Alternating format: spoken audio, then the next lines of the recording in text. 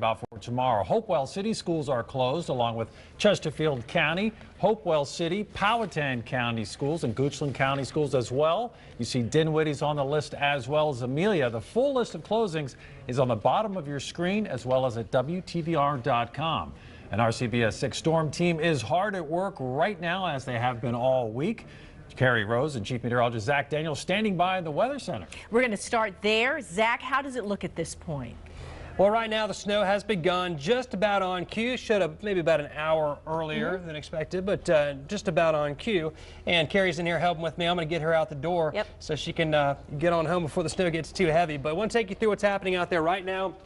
You see the snow continues to spread across south side in central Virginia right now, heavy at times. In fact, if we flip this over to Doppler Max 6 3D, I can show you the intensity of the snow. This is all snow regardless of the color, but the colors indicate the intensity of the snow falling. And again, down to our south and east, these green shadings would indicate the heavier snowfall rates. But notice it kind of arcs back through Dinwiddie up toward Petersburg. This is going to move on into Richmond. So snow's coming down pretty good right now, but the intensity will only increase over the next few hours. And then, of course, later on tonight, I still think we're going to have warm air being pulled into the system and is going to change the snow over to a mix of some sleet and a little bit of freezing rain. In fact, some cases a lot of freezing rain. Let me show you temperatures. Right now it's 26 degrees in Richmond, 21 in Louisa, 28 in Petersburg, 25 in South Hill. So everything that's falling right now is sticking very efficiently and will continue to do so. I think we're going to stay below freezing all night here across the metro area. So holding mainly in the 20s, probably won't warm up to that 28, but you get the point here. We're going to stay in the 20s, snow heavy at times. And then after midnight, this is going to be a big player here. The winds are going to start to pick up across the area. This is key because this is a very heavy, wet snow. It's not like the light, fluffy stuff we've had in the prior two events this winter.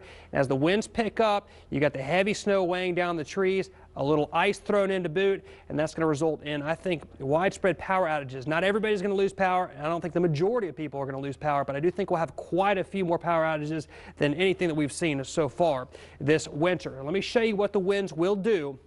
Right now, we're a little under 10 miles per hour sustained. By midnight tonight, we're 15 miles per hour sustained. After midnight, we see winds 20 miles per hour sustained. That's a lot of wind with that kind of weight on the trees from the heavy snow and some icing. And then the wind speeds will drop off as we head into tomorrow. This is 6 a.m. through 6 p.m.